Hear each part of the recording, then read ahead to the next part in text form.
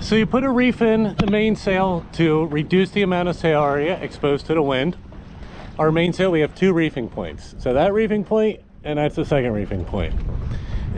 And on the back here, we have the first reefing clue and the second reefing clue.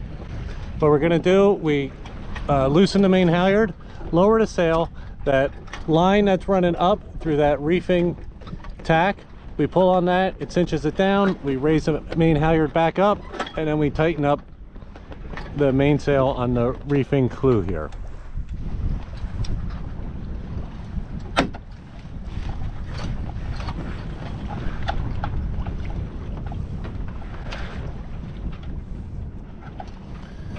Lowered the halyard,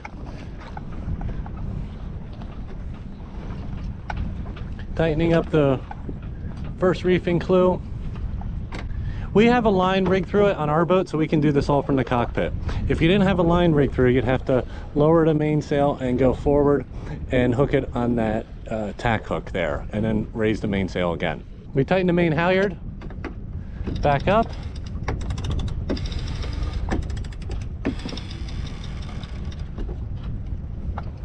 And then tighten the reefing clue.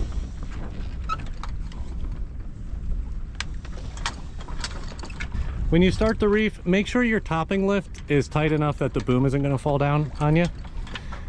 And then after you reef, you want to make sure your topping lift is loose, that the leech of the mainsail is holding up the boom.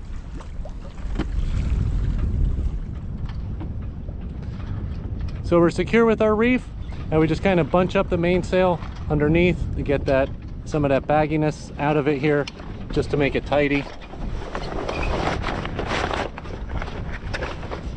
And we tie a reefing knot on this. Perfect knot. Make sure you don't tie off these reefing points too tight.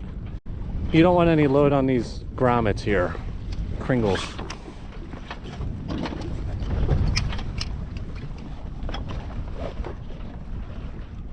If we were leaving the reef in, we'd run a line back here, tie this up there too, but that's it. And to take it out, we just do everything we just did.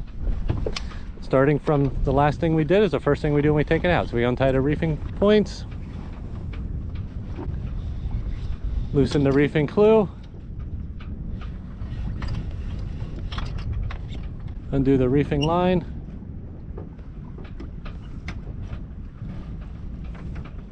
and then raise the main. We hove 2 to reef, gives you a great stable platform. Conditions today weren't that rough. We just did this for the instructional purposes to be able to walk through it without a lot of wind noise and show you. But we've hove 2 in the ocean when it's been pretty rough, and it's a great stable platform to reef. Most of the time you're going to want to put a reef in on most boats when it's blowing between 15 and 20 knots.